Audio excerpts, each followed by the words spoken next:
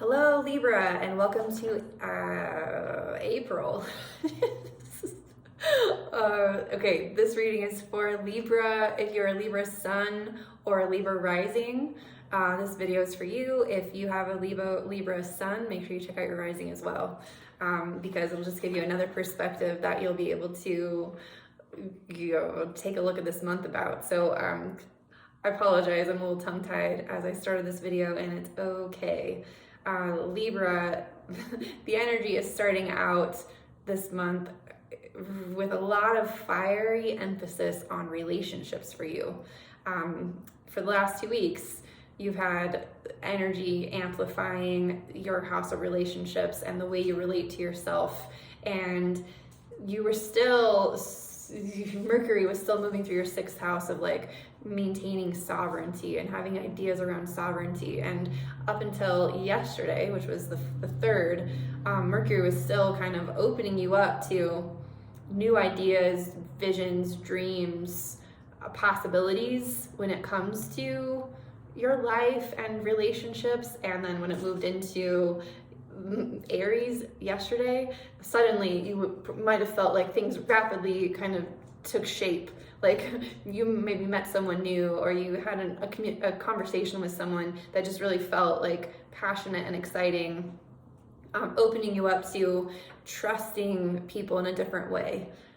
So this energy that started this week, that's catalyzing these new relationships for you, this is preparing a certain seed that you're going to plant on the 11th, on the Aries new moon. There are certain seeds in nature that must be activated by fire.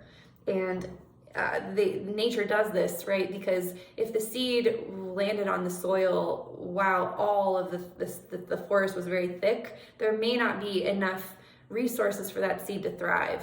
There may not be enough sunlight, there may not be enough water or resources, because a lot of the old growth would have sucked it all up. So nature had this really beautiful way of catalyzing certain seeds after there's been a fire, after they've been scorched. So this week, you may feel a scorch or some sort of activation or fiery passion when it comes to interpersonal relationships.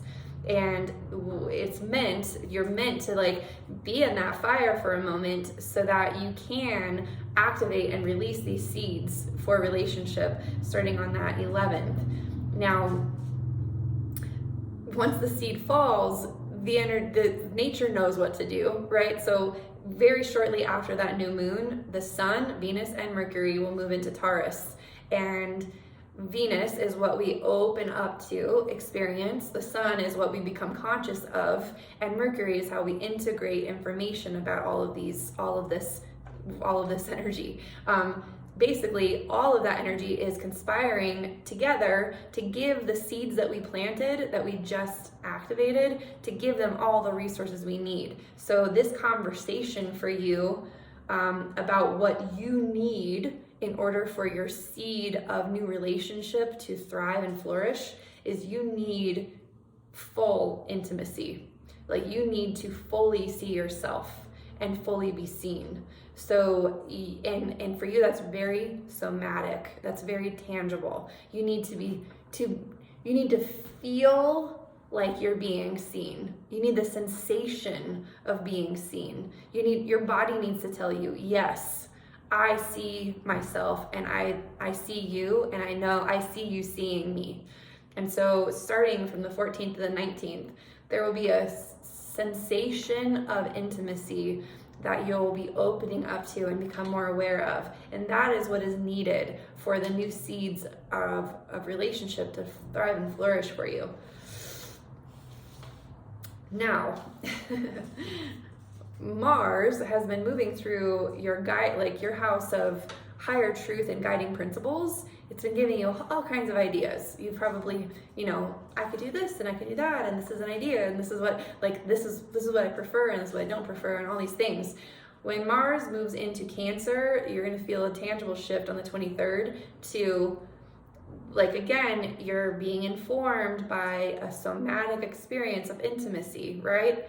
So with all of that being said, when Mars moves into Cancer, there will be a very strong emotional, behavioral shift toward the type of way you leave people feeling. They call this the legacy, the impact we have in the world. It's like the thing that they leave on our gravestone, or like they write in our obituary. It's how we're remembered on the planet. So there's something about the legacy you leave on the planet that is going to feel emotionally potent for you starting on the 23rd of April. And every person on the planet is going to experience the shift, but for you, there's going to be a very strong emotional emergence of, no, this is what I want it to be. This is what it really, this is what it feels like it needs to be. So I created an entire like 40-minute long video about the month of April, because the energies are so amazing and so potent, and they're set up to prepare us perfectly for a new way of feminine-led experiential somatic leadership that this planet is about to have a very huge turning point about. So if anything I'm saying for you, you want deeper clarity, be sure to tune into that video. It's going to shine a lot of light on more depth of what I'm talking about here. And then finally, at the end of the month, we've got the Scorpio full moon. Libra, that Scorpio full moon is happening in your second house. So second house, I'm calling this full moon the somatic boundaries full moon. Somatic boundaries full moon. This is like when you're fully feeling all your emotions, you're feeling the sensation of intimacy, you're feeling the body sense of what feels truth or not truth, or that you want to behave on or you don't want to behave on, then it's really easy to follow your somatic boundaries. You just simply, say, this is where the line is, this is what I'm willing to do, this is what I'm not willing to do. And you can trust that. When this is happening in your second house, this behavior actually really highlights your value system. It really highlights how valuable you feel, how you value yourself. And so cultivating strong somatic boundaries will actually increase your personal value in a very, very big way. So I see there will be perhaps opportunities to go against our somatic boundaries and cross them, betray ourselves. And I feel like if we just do the energies, if we just embody the energies available to us by nature, we're going to actually do this somatic boundary full moon in Scorpio really, really well and powerfully. So I'm going to pull one archetype card for you, Libra, so that you've got just another perspective to guide you during this month. This is the one for you. Ooh, the Crone. Okay, this is card number 13, the Crone. I'm going to go ahead and find it, and then I'll show it to you.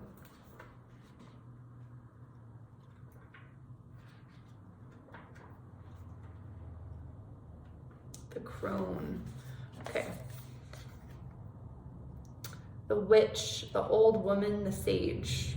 The Crone has seen it all. Nothing frightens or surprises her. She is the final manifestation in the feminine trifecta of maiden, mother, crone.